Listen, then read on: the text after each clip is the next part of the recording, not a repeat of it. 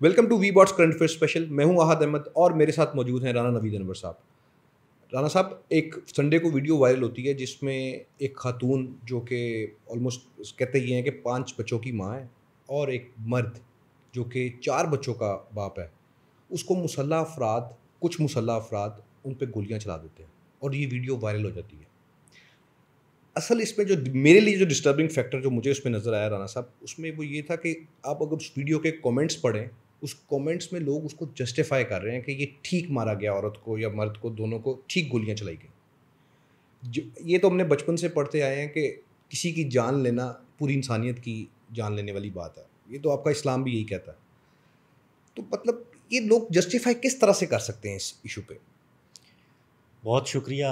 ये बहुत shameful act है जो हुआ है, और जो लोग उसे जस्टिफाई कर रहे हैं उनके लिए भी इंतहाई शर्म का और डूब मरने का मुकाम है कि हम ऐसे वाक़यात की इंटेंसिटी को समझे और जाने बगैर इस मुआशरे को इस तरफ धकेल रहे हैं जहाँ पे इसकी तावीलें घड़ी जा रही।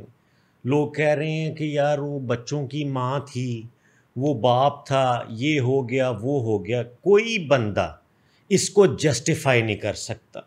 ये एक पैरेलल जस्टिस सिस्टम जो है उसकी निशानदही करता है कि मेरा बस किया, मैंने अपना इंसाफ कर लिया, आपका किया, आपने अपना इंसाफ कर दिया।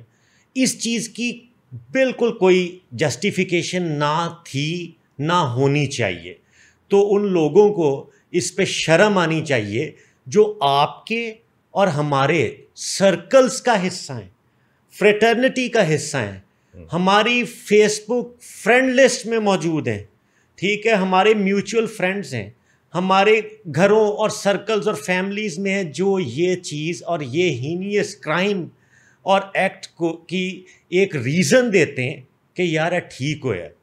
तो वो उतने ही कसूरवार हैं जितने वो ऑफेंडर और मर्डरर्स खुद से हैं। बिल्कुल ठीक है, बिल्कुल। राना साहब, इसकी वाक़े की डिटेल में जाते हैं तो मैंने थोड़ा सा अगर वाक़या पढ़ा तो उसमें ही लिखा हुआ था जी कि जो खातून थी उसके घर वाले उस खातून को काफ़ी अरसा पहले घर वापस ले आए थे और उसके कुछ अरसे बाद इन दोनों पे गोलियां चला दी गई जी। ये थोड़ा सा मुझे वाक़या मैं आपके ज़ुबान से सुनना चाहता हूँ, क्योंकि मैंने पढ़ा है। बेसिकली मुझे पढ़ने में थोड़ी सी दुश्वारी में भी आई हो। मैं आपसे समझना चाहता हूँ कि ऐसा क्या हो गया कि इन दोनों पे गोलियां चला दी उन्होंने? बस वो उससे पहले ना जी, जब वो दोनों जा चुके थे, उनका आपस में जो भी मामला था, तो वो एक दफ़ा दोनों घर से चले गए, ठीक हो गया जी। कुछ अरसे के बाद जो ख़ातून है, इनके जो ट्राइब था, उनके लोगों ने, ज़िम्मेदारान ने, फैमिली ने उनको तलाश किया और उनको लेके घर वापस आ गए। वहाँ से एहसान जो था वो निकल गया और लड़की को, मर्द का नाम एहसान है जी, और इनको भी जो है वो शीतल के नाम से रिपोर्ट किया जा रहा है। वैसे इनका हकीकी नाम कोई और है जो, तो चाहिए नहीं वैसे औरत तो का मैं तो शीतल से ही इसको यहाँ पे मेंशन करूँगा। तो उनको आहत जब वो घर लेके आए ना, तो उसके बाद उन्होंने उसको जिस तरह से भी वहाँ पे एक सेटिंग उनकी बन गई और वो दोबारा से मामला नॉर्मलाइजेशन की तरफ ले गए, जिसमें कई जगह पे ये रिपोर्ट किया गया है कि बाद में उनका एक लड़के के साथ निकाह किया गया और उसके बाद ताकि वो उनके कागज़ों में एक वो पवित्र हो जाए, ठीक है, और दोबारा से अपनी इज़्दवाजी ज़िंदगी शुरू कर सकें पहले वाले हस्बैंड के साथ। तो वो निकाह का भी रिपोर्ट हुआ कई जगहों पे कि उनके साथ किया गया, वो ये मामला सीधे हो गए। सब उसमें लिखा हुआ कि जरगे ने कारोकारी के इल्ज़ाम में इन दोनों को कत्ल किया। जी जी। कि कारोकारी क्या साबित हो चुकी थी? नहीं, वो अभी इसमें तो साबित सबूत ये तो करना इनके लिए ज़रूरी है ही नहीं, ठीक है। ये कस्टम्स की भेंट चढ़ते हैं ऐसी ख़वातीन, और ये वो जो फरसूदा सदियों पुरानी ज़माना जाहलियत की रिवायात हैं ये उनकी। तो वो जब मैं बता रहा था कि जब वो हो गई सेटिंग, उसके बाद ये दोनों कबीले जो हैं वो उस लड़के को ढूंढते रहे। अब इन्होंने इसे यहाँ पे राम कर लिया कि कोई मसला नहीं है आपकी ज़िंदगी के साथ। तो वो जब उसको जो है वो लेके आए वापस, तो यहाँ पे इस ट्राइब्स ने बैठ के یہ فیصلہ کیا، اور ایک متوازی عدالت یا پیرلل کورٹ جسے کہتے ہیں، جرگہ کہتے ہیں، جس کا آئین اور قانون میں وجود نہیں ہے، لیکن ہمارے جو ٹریڈیشنل سیٹ اپس ہیں، صدیوں پرانی جو روایات ہیں، اس کے نام پہ ہم وہ عدالتیں لگاتے، اس کا فیصلہ ہوا. ٹھیک ہے، اچانک سے یہ ان کے لیے، دونوں کے لیے، کیونکہ وہ جیسے آپ نے پوچھا کہ وہ لڑکی تو جو ہے ان کا معاملہ تو سیٹ ہو گیا تھا فیملی. پھر یہ جو آپ نے ویڈیو دیکھی، یہ پھر ان کو اس مقام پہ جو کوئٹہ سے 35 to 40 کلومیٹرز اوے یہ تھا، پہاڑی علاقہ تھا. جی جی جی جی، تو ہنہ تھانہ کی یہ حدود بنتی ہے وہاں پہ، تو یہ وہاں پہ لے جاتے ہیں. اب ان کے پاس قرآن پاک اس ٹائم اس کے ہاتھ میں ہوتا ہے، تو وہ ایک بندہ کہتا ہے کہ جی اس سے قرآن پکڑ لو شیتل سے، تو وہ اس سے لیتے. یہاں پہ وہ اس کا وہ بات جو ہر جگہ پہ کوٹ ہو رہی ہے کہ اس نے کہا لڑکی نے کہ صرف گولی مارنے کی اجازت ہے. تو پھر انہوں نے اس کو شوٹ کیا، اس کے بعد انہوں نے اس کو لڑکے کو بھی ختم کر دیا. تو یہ تھا کہ ایک ٹیمپریری ارینجمنٹس تھی. ٹھیک ہے کہ جی آ جائیں آپ گھر واپس، کوئی آپ کے ساتھ مسئلہ نہیں. پھر اس کو چیٹ کر کے تو انہوں نے یہ کیا، اس کا یہ بیک گراؤنڈ ہے تھوڑا سا، اور اب آ جائیں کاروکاری کی طرف. وہ اس کا مختصر آپ کو بتا دیتا ہوں کہ آنر کلنگ کا ہی تصور ہے، غیرت کے نام پہ قتل کو ہی کاروکاری کیا. اور اس کا جو پاکستان میں سب سے سوئر مرکز ہے وہ سندھ ہے. ٹھیک ہے، یہ وہاں سے کوائن ہوئی تھی. ٹھیک ہے جی، کہ کاری قرار دے دیا ہم نے. وہ بیسیکلی انگریزی میں اگر آپ اس کو چیک کریں گے تو آپ کو بلیک وومن اس کا وہ ڈکشنری میں ملے گا، یعنی اس نے اپنا منہ کالا کیا ہے. ٹھیک ہے، اس کا منہ کالا ہے. تو اس کا اوریجن ورڈ کے ایٹمالوجی پہ تو کیا ہی جانا، لیکن یہ آنر کلنگ کا ایک اس میں لوکل اس میں ایک کانسیپٹ ہے. ٹھیک ہے کہ جی اس پہ آپ نے you label her, you stamped her. ٹھیک ہے کہ جی ایک کاری ہو گئی. ٹھیک ہے، تو اس کی الٹیمیٹ آپ کے پاس کوئی آپشن نہیں ہے، آپ کی پنچایت سسٹم کے پاس. آپ اس کو آنر کے نام پہ، غیرت کے نام پہ، پھر اس کا فیصلہ موت پہ جا کے رکتا ہے. نہ آپ اس کو سنتے ہیں. آپ کہتے ہیں جی آپ نے خاندان کی عزت کے ساتھ کھیلا ہے تو آپ کا جو حق ہے وہ موت بن چکی ہے. You deserve to be assassinated. ٹھیک ہے، تو یہ کاری کا کانسیپٹ یہ آپ نے جب دور زمانہ جاہلیت سے آپ سنتے ہوں گے، عورتوں کو زندہ درگور کر دینا، بیٹیوں کو رسپیکٹ دیں، پیدا ہو جاتی ہے تو مارنا ہی کیوں ضروری.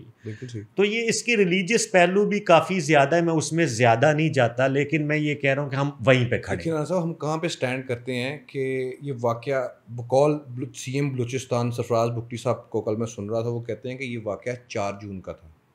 تو آپ خود بتا رہے ہیں 4 جون کا واقعہ تھا، اور آپ کو جب پورے پاکستان کو پتہ چلا ہے، جب یہ ویڈیو وائرل ہوئی ہے، آپ کو بھی تبھی پتہ چل رہا ہے.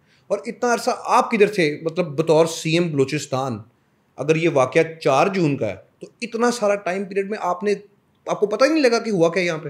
دیکھیں یہ کتنی بڑی بات ہے، یہ جو آپ نے بات کی ہے، اس میں یہ سی ایم صاحب تو آپ کے اور میرے برابر ہو گئے کہ ویڈیو دیکھنے سے ہی پتہ چل رہا ہے. تو آپ سو رہے تھے اس ٹائم. بالکل ہائر اتھارٹیز جو ہیں ان کو آہت خبر تھی. آپ ایک پولیس اسٹیشن اور اس کے سرکل میں ہو نا، تو آپ کو وہاں پہ ہونے والا مرڈر پتہ ہوتا ہے.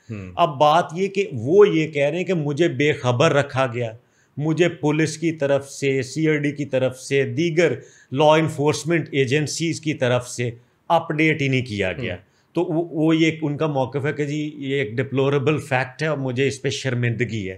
ٹھیک ہے، لیکن کوئٹہ سے 20 کلومیٹر بھی نہیں ہے، میرے خیال 20 منٹ کا راستہ ہے. 30 کلومیٹر سے تھوڑا سا آس پاس بنتا ہے. اتنا قریب ہونے کے باوجود پوری ایک سیٹ اپ ہے، گورنمنٹ کا پورا سیٹ اپ ہے کوئٹہ کے اندر. آپ کو پتہ ہی نہیں لگا کہ یار یہ واقعہ اتنا بڑا ہو گیا. آپ دیکھیں کہ یہ کس طرح سسٹم کے اندر یہ سارا کچھ سرائیت کر گیا ہوا، یہ وینم کہ وہاں پہ سب کو پتہ تھا. اب سی ایم صاحب نے جب اس کو پروب کیا ہے نا، تو پولیس والوں کو بھی پتہ تھا. ٹھیک ہے، اور ڈی ایس پی کو معطل کیا. ہاں جی، تو انہوں نے یہ ان کے پاس نا روزانہ سی ایم آفس میں نا فائل جاتی ہے جس میں ڈفرینٹ رپورٹس ہوتی ہیں پروونس کے حوالے سے. تو اس میں اس کو سکپ کر دیا گیا اس چیز کو کہ یار ٹھیک ہے قبائلیوں نے، بلوچوں نے یہ فیصلہ کیا تو وہ انہیں بتایا ہی نہیں. ٹھیک ہے. تو اس پہ سی ایم جو ہیں ان کو خود اپنے آپ سے بھی پوچھنا چاہیے کہ ان کے وہاں پہ دور حکومت میں اور کنٹرول میں اتنے بڑے لوپ ہولز ہیں سسٹم میں کہ یار وہ آپ کو اندھیرے میں رکھ رہے ہیں اور آپ بھی عام بندوں کی طرح اس دن حیران ہو رہے ہو اچھا ہو گیا سی. تو یہ بڑا قابل شرم ہے ان کے لیے. سب 35 دن بعد اب جو انویسٹیگیشن ہوگی آپ کو لگتا ہے کہ یہ ذمہ داران کو سزا ہو پائے گی؟ سر اس کا جو اگر ایسے کیسز کا ٹریک ریکارڈ دیکھیں نا تو یہاں پہ اس میں مایوسی کے علاوہ کچھ نہیں بچتا. اس کی 2 وجوہات ہیں آہد. ایک یہ یہاں پہ ہم ایک الارمنگ نمبر شیئر کرتے چلیں کہ 2024 میں لاسٹ ایئر 400+ آنر کلنگ کے رپورٹڈ انسیڈنٹ ہیں پاکستان میں.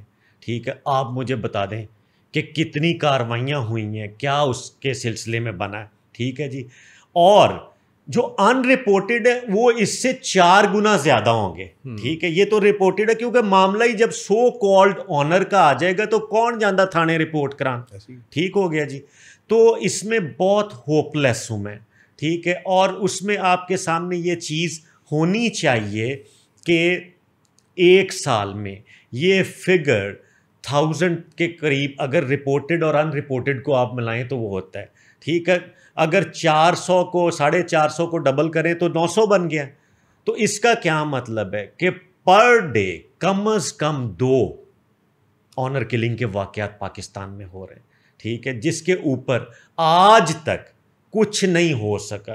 رانا صاحب میرا نہیں خیال کہ اس ملک میں کوئی ایفیکٹو وائس باقی رہ گئی ہے آسما جہانگیر کے بعد, کیونکہ جتنی وہ ایفیکٹو وائس تھیں ان کے بعد بہت ایک گیپ رہ گیا اس ملک میں ہیومن رائٹس کے حوالے سے اسپیشلی, اور اسپیشلی اگر دیکھا جائے عورت کو ڈیفینڈ کرنے کے حوالے سے جو آواز آسما جہانگیر نے اٹھائی ہے ان کے بعد I don't see any one کہ کوئی رہ گیا ہو کہ جو کہ اس کے اوپر کوئی بات کرے. دیکھیں اس میں یہ ایک آپ بالکل صحیح کہہ رہے ہیں, لیکن جو پیٹری آرچیکل سوسائٹیز ہوتی ہیں نا جس میں مرد کا تسلط ہوتا ہے وہاں پہ اسی طرح یہ آوازیں اکا دکا ہی بچتی ہیں. یہاں پہ ہیومن رائٹ ایکٹیوسٹ ہیں, اس میں نکل کے بھی آئیں. ٹھیک ہے, لیکن بات یہ کہ جب کوئی انسیڈنٹ ہوتا ہے یہ ان کی پرائم رسپانسبلٹی ہے نہیں.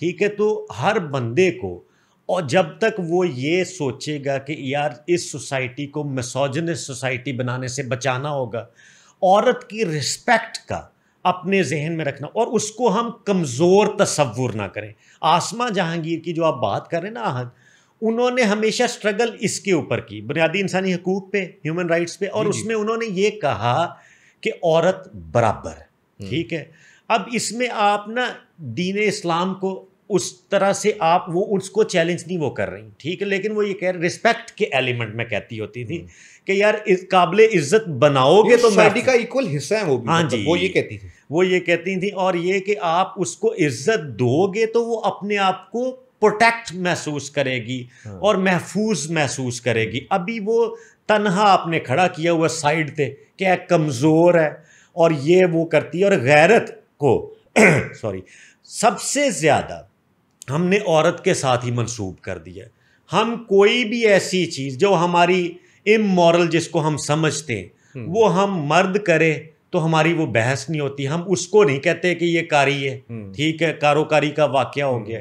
تو اصل میں ہمارے ڈبل سٹینڈرڈز ہیں, اصل میں ہمارے جو سوشل ایولز ہیں ان کے اوپر کام ہوا نہیں. اور کوئی بھی قوانین انہوں نے تو آپ کو یاد ہوگا کہ انہوں نے 99 سے آن ورڈ ہی کہا تھا اس پہ قوانین بنائیں. ٹھیک ہے, اس پہ آپ کریں. وہ کہہ رہی تھی اس میں بہت سارے لیکوناز ہیں. ٹھیک ہے, اب میں اپنی بات کو کنکلوژن کی طرف لے کے جاتا ہوں کہ وہ لیکوناز جو ہیں آسما جہانگیر نے ہائی لائٹ کیے, اور اس کے بعد اس وجہ سے مختارہ مائی کا کیس مشرف صاحب نے انٹرٹین کیے ہوئے ایک ایک بندہ اس پنچایت میں جو بیٹھا ہوا تھا نا جرگے میں, اس نے کہا اس کو پکڑو اٹھا کے اندر ڈالو. اب یہاں پہ لیگل جو لیکوناز ہیں وہ ابھی تک سسٹین کر رہے ہیں. ان کی 2 سجیشنز تھیں جو میرے کنکلوڈنگ ریمارکس ہیں. پوائنٹ نمبر 1, انہوں نے کہا تھا کہ اسٹیٹ مدعی بنے گی کیونکہ گھر والے نہیں بنتے, وہ کہتے ہیں یار ہمیں اپنی عزت کا تحفظ کرنا ہے, سانو بیچنا لے آؤ, ہم تماشے میں نہیں جا سکتے, اور یہ وہ معاشرہ ہی تماش بینوں کا ہے. تو انہوں نے کہا جی اچھا جی اسٹیٹ وہ ہو جاتی ہے اس میں کھڑی ہو وکٹم کے ساتھ اور اپنی مدعیت میں، جیسا کہ اس کیس میں بھی اسٹیٹ مدعی بنی، ٹھیک ہے جی، کہ ریاست خود سے اس کو ٹیک اپ کرے. دوسرا وہ سزاؤں کے حوالے سے کہا، انہوں نے کہا کہ کیپٹل پنشمنٹ اس کی سزا نہیں ہونی چاہیے، سزائے موت نہ دیو، کیونکہ اس کا برڈن آف پروف ثابت کرنے کا بہت زیادہ ہوتا ہے، ٹھیک ہے، اور وہ ثابت نہیں ہوتا، اینڈ پہ آپ لکھ دیتے ہیں کہ باعزت بری کر دیو، ٹھیک ہو گیا. اس کے بعد انہوں نے کہا کہ اس کی کوئی امپریزنمنٹ آپ رکھیں سرٹن ٹائم فریم کے لیے، جیسے لائف امپریزنمنٹ یا یہ، تاکہ ان چیزوں کو ثابت کرنا، کیونکہ وٹنس پروٹیکشن تو عہد ہے نہیں. بالکل. تو اگر مجھے گواہیاں چاہیے تو میں تو ڈرا ہوں گا جس نے گواہی دی، انہوں نے کہا بھائی کل نو مینوں مار دیں گے. اسٹیٹ ہی کر سکتی ہے، یہ بالکل ویلڈ پوائنٹ ہے. ٹھیک ہے، وہ آپ پہلے بھی بات کر رہے تھے کہ عدالتوں کو اس میں متحرک ہونا پڑے گا کہ عدالتی نظام، جوڈیشل سسٹم اتنا امپاور ہو کہ بندے جو اب اس میں بھی ٹیررزم کے چارجز میں یہ بندے دھر لیے، الگ لائف ٹائم امپریزمنٹ دینی چاہیے ان کو. وہ جو قانون طے کرے اپنا رستہ بنائے، لیکن آپ چارجز فریم کر رہے ہیں دہشت گردی کے. اب دہشت گردی کو جب اس کے وٹنسز اس طرح سے نہیں ملیں گے، وہاں پہ گواہیاں نہیں ہوں گے، تو یہ خدشہ موجود ہے کہ بندے چھوٹ جائیں گے ویڈیو ایویڈنس ہونے کے باوجود، اوفینس ہونے کے باوجود.